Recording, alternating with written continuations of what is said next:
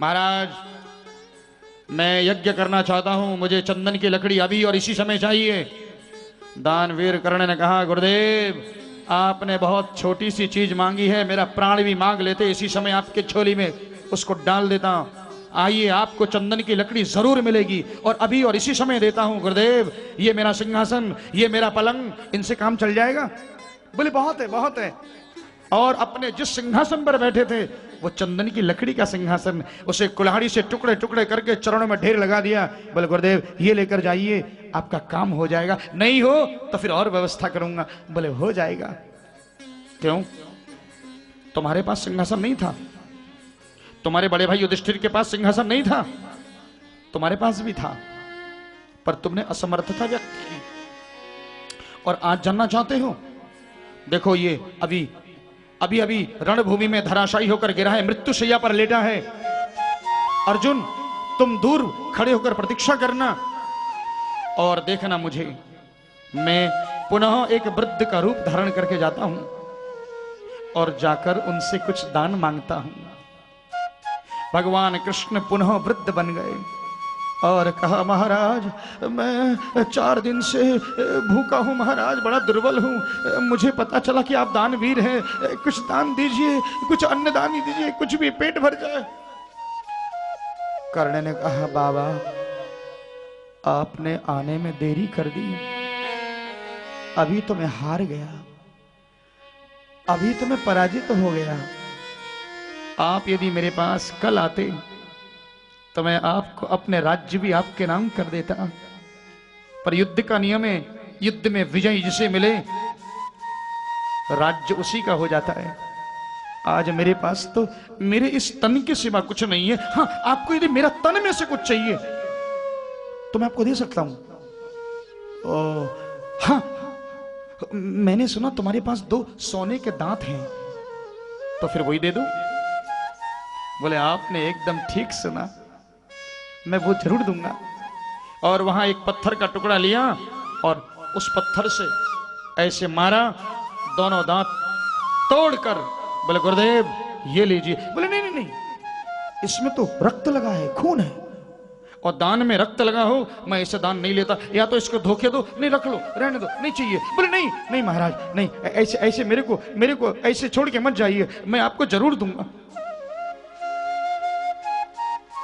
हे मां आप मेरी परीक्षा और मत लो, एक ब्राह्मण को मेरे द्वार से खाली मत लौटाओ, मेरे शरीर में इतनी शक्ति और ऊर्जा दो कि आपके गर्भ में छेद करके और आपके गर्भ से वो जल प्रकट करके मैं इस ब्राह्मण के चरणों में अर्पण कर सकूं। धीरे धीरे लेटे लेटे धनुष पर बाण चढ़ाया, हाथ में शक्ति नहीं तो मुंह से डोरी खींची और जमीन की तरफ निशाना लगाया, और बाण जैसे जमीन में चुभा और जल की धारा निकल गई। आज भी कुरुक्षेत्र में वो जलधारा आज भी दर्शन कर सकते हैं आप लोग। 5000 साल बाद भी उस धारा का दर्शन होता है। और जैसे ही उस जलधारा प्रस्फुटित हुई और उसमें दोनों दांत धो कर दिया, बोले महाराज लीजिए। इतना कहते ही भगवान चतुर्भुज रूप से प्रकट हो गए। भगवान बोले, दानवीर कर्ण तेरी दान वीरता के सामने मैं भी नतमस्तक हूं, तुझे मेरा अक्षय पद मिलेगा, गोलोक मिलेगा, इसलिए मैं तुझे अपना अलौकिक दर्शन दिखाता हूं। और मां उस दानवीर को भगवान का सुंदर स्वरूप का दर्शन हुआ। मैं जीवन भर तरसता रह गया अपने बड़े भाई के लिए, अपने छोटे भाइयों को लाड़ करते करते मैं थक गया। मां कई बार मैंने सोचा कि मेरा भी कोई बड़ा भाई होता, उसका भी हाथ मेरे सिर पर होता तो मैं भी निश्चिंत हो जाता, पर ऐसा नहीं हुआ। यदि मुझे पता होता दानवीर कर्ण मेरा भाई है तो मां इतना भीषण युद्ध नहीं होता। मैं अपना राजपाट, अपना सर्वस्व उनके चरणों में अर्पण करके मैं वन में चला जाता। हम 5 भाई भिक्षा करके खा लेते मां, पर इतना बड़ा महाभारत के युद्ध रक्तपात नहीं होता। आपने ये भेद छुपाकर अच्छा नहीं किया। मैं आज के बाद श्राप देता हूं समस्त स्त्री जाति कि कोई गंभीर प्रसंग को अधिक दिनों तक अपने अंतःकरण में छिपा ना सके। कदाचित इसीलिए सुखदेव जी कहते हैं कि कोई गंभीर प्रसंग हो, गुप्त प्रसंग हो, तो यदि छुपा लिया जाए और उस छुपाने से यदि देश का कल्याण हो, परिवार का कल्याण हो, तो उसको ना बताओ। ये पहला कंडीशन। नंबर 2, स्त्रीषु नर्म विवाहे। नर्म विवाहे माने बेटी का ब्याह। अगर आप अपनी बेटी की शादी कर रहे हो और आपकी बेटी में कोई कमी हो, छोटी मोटी, शरीर में कोई कमी हो, बीमार हो, थोड़ा बहुत, ज्यादा नहीं, बीमार तो सभी रहते हैं, तो लड़के वालों से उसको छुपाने में कोई पाप नहीं। बोलो जय श्री कृष्ण। लेकिन छोटी मोटी, बड़ी नहीं है? या फिर उसके साथ कोई ऐसी घटना घटी हो जो लड़के वाले को बोलने से उनको आपत्ति हो, तो वो छुपा लेने में कोई हर्जा नहीं। नंबर 3, वृत्त्यर्थे प्राण संकटे। ये आप लोगों का बड़ा काम का है। वृत्त अर्थ, व्यापारी, बिजनेसमैन, दुकान में, अपने फैक्ट्री में अपना पैसा बचाने के लिए थोड़ा बहुत झूठ बोल सकता है, बट किस लिए? अपना हक बचाने के लिए। जैसे आप अपना सामान का भाव थोड़ा ज्यादा बताओ, भाई साड़ी लेने गए, कितने का है?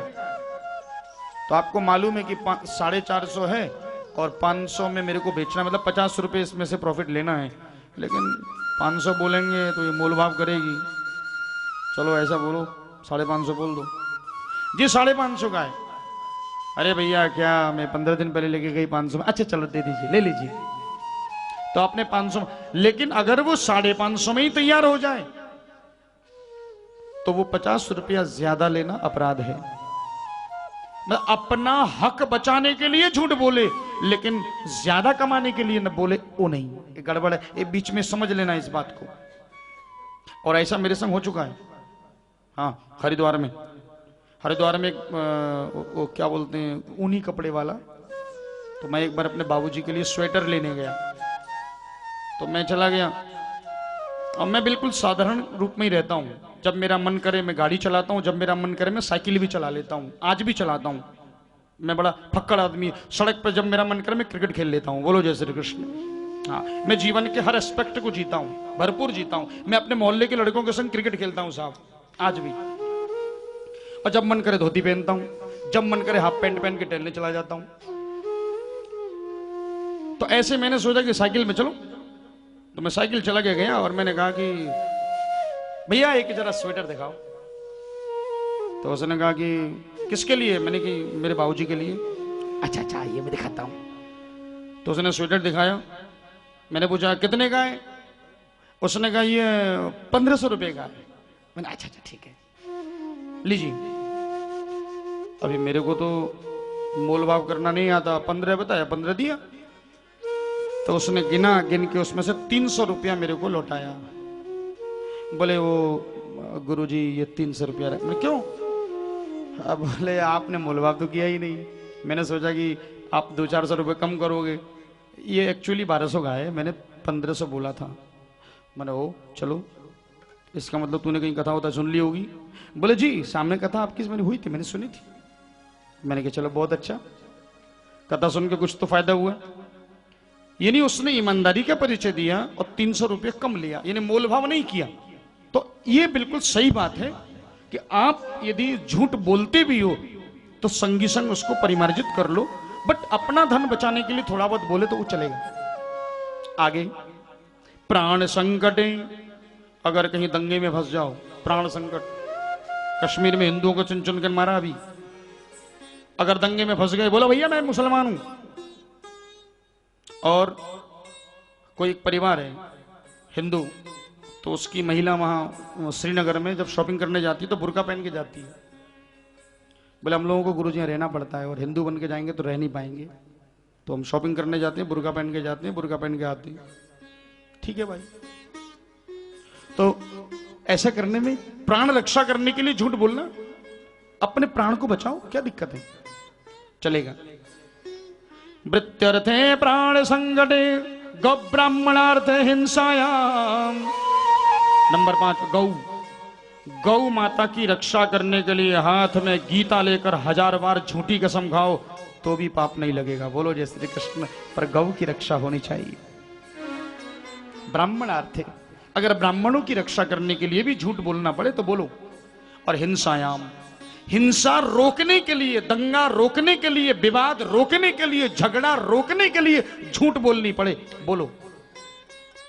ऐसा मैं नहीं कह रहा हूं, शुक्राचार्य जी कह रहे हैं। बोले नहीं गुरुदेव मैं ऐसा नहीं मानता। बोले नहीं मानते तो फिर सुनो, गुरु बलि तजो। और तब जैसे ही संकल्प लिया, शुक्राचार्य जी ने कहा मैं कमंडल में बैठ जाऊं। पानी के कमंडल में बैठ गए और भगवान ने आसन से ऐसा चुबोया कि शुक्राचार्य जी का एक बाजार पधार गया, नेत्र फोड़ दिया। भगवान बोले बेटा मैं दुनिया को नचाता हूं, तू मेरे को नचाएगा। कमंडल में बैठ गया, छोटा बड़ा होना जानता था शुक्राचार्य। ये आसुरी विद्या जानते थे शुक्राचार्य जी, मरे हुए को जिंदा करना, जिंदे को मारना, ये सब जानते थे, जबकि बृहस्पति नहीं जानते थे। इसका नाम है मृत संजीवनी विद्या, ये भी जानते थे। और जैसे जैसे भगवान ने धीरे धीरे धीरे धीरे चरण बढ़ाया, एक ब्रह्मांड सत्यलोक पार करके ब्रह्मलोक चले गए। और तुरंत चरण धोके कमंडल में रखा। जाम्बवान ने 7 परिक्रमा कर ली और उसी चरण के जल को भगीरथ सगर की चौथी पीढ़ी इस धरती पर लाया, जिसे गंगा मैया कहते हैं। बोलिए गंगे माता की। चरण का जल भगवान के शाश्वत चरण का जल है, जिसमें ब्रह्मांड में पहला जल है, जिसमें कीड़े नहीं पड़ते। लाखों साल भी अगर उसको प्रिजर्व करके रखे तो उस जल में कभी कोई दूषित कण नहीं होते। ये गंगा जी की महिमा है। लोग पूछते क्या कारण है? अरे कारण क्या, साक्षात नारायण का जल, जिसका संबंध नारायण से जुड़ा हो, और क्या कारण हो सकता है? जड़ी बूटी तो पूरी दुनिया में। ये महिमा है गंगा की। और आज दूसरे चरण से उन्होंने स्वर्ग आदि, तीसरा चरण बोल बलि। बलि निरुत्तर हो गया, नाग पांच से बांध के डाल दिया। उसकी पत्नी आई विंध्यावली, उसने स्तुति करी, प्रभु आपकी लीला को न समझकर अपने को मालिक समझ लिया, इन्होंने मूर्खता की है। इस संसार के मालिक तो आप हैं। बलि ने कहा स्वामी एक बात पूछूं? बोले पूछो। बोले धन बड़ा, धन का मालिक? बोले धन का मालिक बड़ा है। बोले अगर मालिक बड़ा है तो आपने अभी मेरे धन को मापा है और 2 चरण लगे, और आपने अभी मेरे को अपने मुंह से कहा मैं बड़ा हूं, तो अगर मेरी संपत्ति 2 चरण लगे तो मेरे को नापने में 3 और लगने पड़ेंगे अभी। प्रभु आज से मैं भी आपका हूं, अपना तीसरा चरण इधर रखो। इतना जब बोले तो भगवान से रहा नहीं गया, हिलकियों से रो पड़े। आज तक सब कुछ देने वाला तो मैंने बहुत देखे, पर सर्वस्व, स्व माने अपने को देने वाला, मैं पहली बार तुझे देख रहा हूं। भले मैं स्वर्ग का राज्य तो वचन दे चुका हूं अपने गुरु को, स्वर्ग तो मैं तुझे दे नहीं सकता, लेकिन पृथ्वी से नीचे अतल, बितल, सुतल, यानी पृथ्वी से 3 लोक नीचे। ये जो हमारा पृथ्वी है, जमीन के नीचे नहीं। आप लोग कई बार गलत साइंस पढ़ लेते हैं। जमीन के नीचे पाताल, ये जो कहते हैं दे आर फुलिश, मूर्ख हैं। जमीन के नीचे क्या है? जमीन के नीचे तो गर्भ है, आग, गोला, कोयला, और क्या मिलेगा? गर्भ में उसके अग्नि मिलेगी। जमीन के नीचे कुछ नहीं है। पाताल ने जमीन के नीचे समझाने के लिए, इधर आइए, इसको समझ लीजिए। ये पृथ्वी है, ठीक है। अभी ये भारत है, यहाँ भारत है, इधर घूम के जाते हैं ये अमेरिका है। बोलो जय श्री कृष्ण। उल्टा ही तो है भाई, ये पूरा भाई, ये पश्चिम है, तभी तो बोलते हैं ईस्ट और वेस्ट, ठीक है। अभी इधर से छेद करो तो सीधा इधर निकलोगे, है ना। बीच में को पाताल नहीं बोलते। बोले तो बोले ये पृथ्वी है पूरी, समुद्र है, पृथ्वी है, सब कुछ, ये सारे देश इसी में है। ये पृथ्वी है। इस पृथ्वी से 25,000 योजन नीचे दूसरा लोक है। ये है अतल। इसको खोदोगे तो अतल नहीं, इससे नीचे अतल है, फिर ये बितल, ये है सुतल। दिस इज, अब आया समझ में? यहां पर बलि रह रहा है, तो बलि आज प्रसन्न हुआ और कहा, प्रभु आप तो लेने आए थे, मुझे दे रहे हैं। बोले अभी सुन, अभी तो मैंने दिया, ये तो मैंने दिया, अभी तू मांग, बोल तुझे क्या चाहिए, क्योंकि मैं किसी का कर्जा नहीं रखता। अगर तुझसे स्वर्ग लिया तो बदले में तुझे भी, ये तो मैंने अपनी मर्जी से दिया, कुछ तू मांग। बोले प्रभु आप यदि देना चाहते हो तो मेरी एक ही इच्छा। बोले क्या? सोते और जगते, आते और जाते, मैं केवल आपका दर्शन करता रहूं 24 घंटा। भगवान बोले अरे भाई ये सोते जगते तो ठीक है, लेकिन ये आते और जाते तो मामला गड़बड़ है। क्या मतलब? बोले आते और जाते। आप जरा किसी होटल में जाओ, ताज होटल, सेंटर होटल, जब आप जाओगे और फिर आओगे तो एक आदमी कॉमन होता है, बोलो जय श्री कृष्ण। तो दरवाजे पे आपको साहब, भगवान बोले भाई तू क्या चौकीदार बनाएगा? बोले ये सोचना तुम्हारा काम है, ये सोचना तुम्हारा काम है। तुमने कहा मांगो, मैंने मांग लिया। भगवान बोले बलि जा जा जा मेरे प्यारे प्रहलाद, अपने पोते को संभाल, ये अकेला नहीं, तुम भी साथ जाओ, अपने पोते के साथ जाओ और जाओ, मैं भी आ रहा हूं। तुम्हारे जिंदगी का सजग प्रहरी बनकर मैं खड़ा रहूंगा, मैं द्वारपाल बनूंगा, जाओ। और भगवान स्वयं चौकीदारी करने लगे। नारद जी लक्ष्मी के पास गए, लक्ष्मी तेरा पति अब आने वाला नहीं है, अब ये चूड़ी सिंदूर इनको रखना बेकार है, तेरा पति तो गया। बोले कहाँ? बोले वो तीसरे लोक में नौकरी लग गई सरकारी, वो भी ऐसी नौकरी रिटायरमेंट की कोई चांस नहीं, बोलो जय श्री कृष्ण, परमानेंट जॉब। बोले हे भगवान मैं अपने पति को छुड़ा के कैसे लाऊं? बोले एक बात बोलूं क्या? बोले बलि की कोई बहन नहीं है। बस इतना कहा, तुरंत बाद आने वाला था रक्षाबंधन, और उसी दिन बहन बनकर गए और अपना पति देखे तो सामने खड़े हैं वीरासन में। स्वामी। बोले कौन स्वामी? कहाँ का स्वामी? कैसा स्वामी? मैं किसी को नहीं जानता। आप कौन है? किससे मिलना है? अरे आंख उठा के देखिए। बोले मैं किसी को नहीं देखता, अभी सेवा कर रहा हूँ, अपने मालिक की सिवा किसी को नहीं देखता। आपको क्या काम है बोलिए। बोले ठीक है मुझे बलि से मिलना है। क्यों? बोले वो मेरे भाई हैं। ठीक है बैठिए। स्वामी। हाँ प्रभु। बोले कोई देवी आई है मिलने के लिए, अपने को आपकी बहन बोल रहे हैं। बोले अच्छा भेजो भेजो। बेहतर गई बहन, मैंने आपको पहचाना नहीं। बोले हैं आपने पहचाना नहीं, लेकिन भैया मैं क्या करूं, मेरा कोई भाई नहीं है इस दुनिया में, जिसे भी देखो मुझे अपनी घरवाली बनाना चाहता है, लेकिन आप मेरा भाई बनोगे? बोले वाह देवी वाह, आज तक मेरी कलाई सुनी रहती, जीवन में किसी ने मुझे भाई कहा। बहन आज इस बंधन के बदले तो जो कहेगी मैं तेरी झोली में डालूंगा। बोल तुझे क्या चाहिए? लक्ष्मी ने कहा बेटा काम बन गया, क्या चाहिए? जो चाहिए वो तो मांग लूंगी अब मैं। बोले क्या चाहिए? बोल। ये महल, राज्य, धन दौलत, सोना चांदी, क्या? बोलो मेरे पास वैसे भगवान का दिया हुआ सब कुछ है, लेकिन तुम्हारा ये चौकीदार कुछ ज्यादा हैंडसम लगता है, ऐसा चौकीदार हमारे पास नहीं है, ये मिलेगा? बहन तू मेरी बहन बनी है इसलिए सुन रहा हूं, खबरदार इसको चौकीदार कहा दो। अरे ये मेरा चौकीदार नहीं, मेरा जीवन है, मेरा प्राण है, मेरा इष्ट है, मेरा भगवान है। लक्ष्मी बोली तेरा इष्ट है, तेरा भगवान, मेरा तो खसम लगता है, मैं कहां जाऊं? क्या मतलब? अरे बोले ये मेरा पति है, मैं इसकी पत्नी। क्या आप लक्ष्मी हो? बोले हाँ। अरे तो मां भेष बदल के क्यों आई? अरे तुम ऐसे ही आ जाती। बोले ऐसी आती तो मेरे को भीतर नहीं आने देते। आओ प्रभु। भगवान ने उसका हाथ, लक्ष्मी का हाथ प्रभु के हाथ में देकर कहा जाओ आज से मैं अपनी सेवा से मुक्त करता हूं।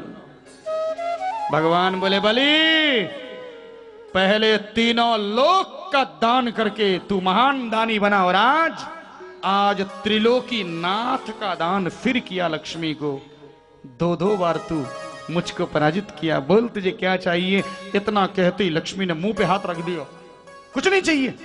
बार बार क्या चाहिए कर तू। एक बार तो चौकीदार बना लिया, दूसरी बार रसोईया बना लिया, कुक बना लिया, तो क्या करोगे? राम राम जी, फिर आएंगे। अच्छा चलो जी। रुक बोल बली बोल।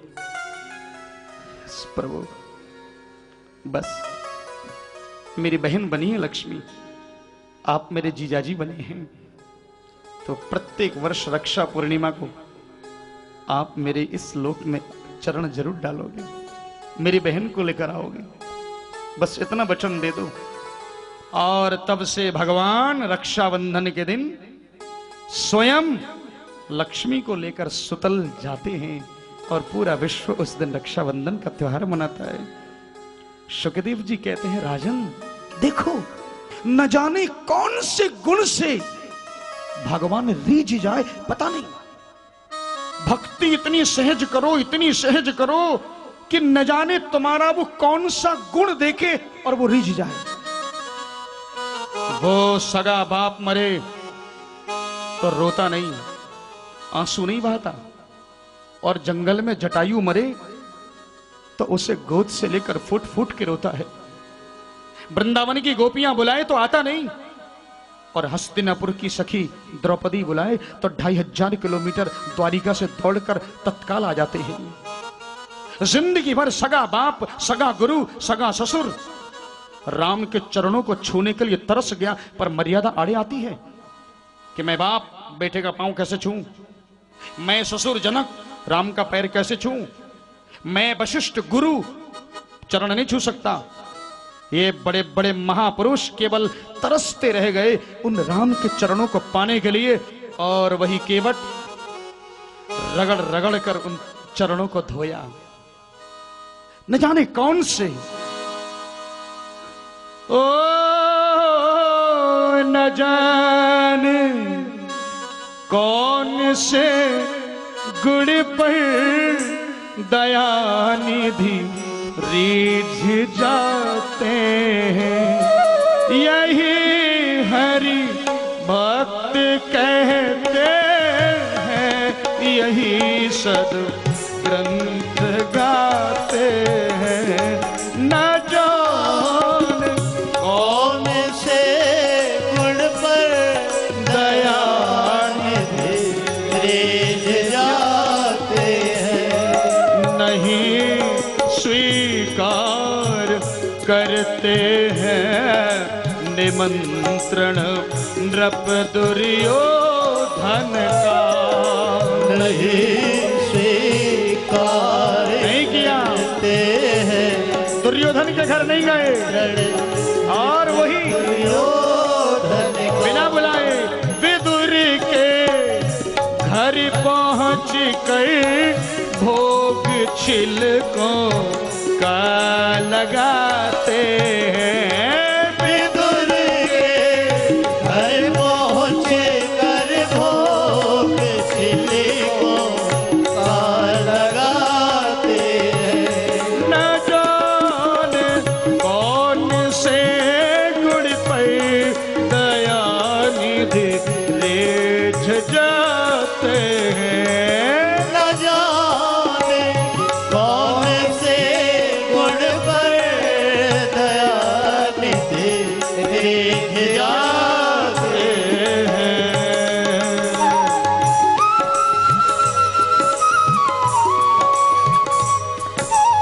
वृंदावन वृंदावन से मथुरा केवल 10 किलोमीटर है।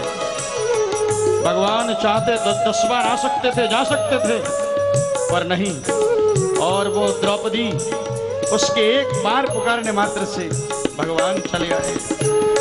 न आए मधुपुरी से गोपियों की दुख व्यथा सुनकर, आए मधुपुरी से गोपियों की दुख व्यथा सुनकर, नाये मधुपुरी से गोपियों के दुख व्यथा सुनकर, नाये मधुपुरी से गोपियों की दुख व्यथा सुन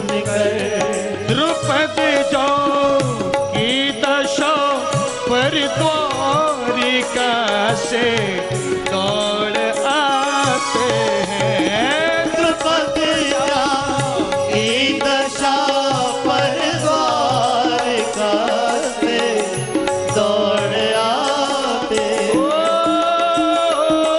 यही हरि भक्त कहते हैं, यही सद ग्रंथ गाते हैं। यही हरि भक्त कहते, यही सद ग्रंथ गाते हैं। न जाने कौन से गुण पे दया निधि रेझ जाते हैं। न जाने कौन से गुण पर दयानिधि रेझ जाते हैं।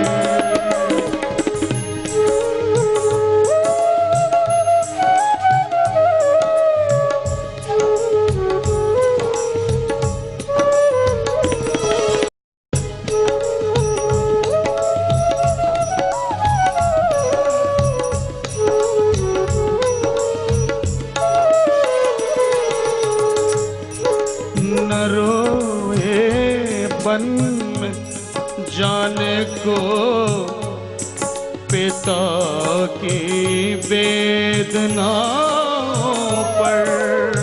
रोए बन में जाने को पिता की वेदनाओं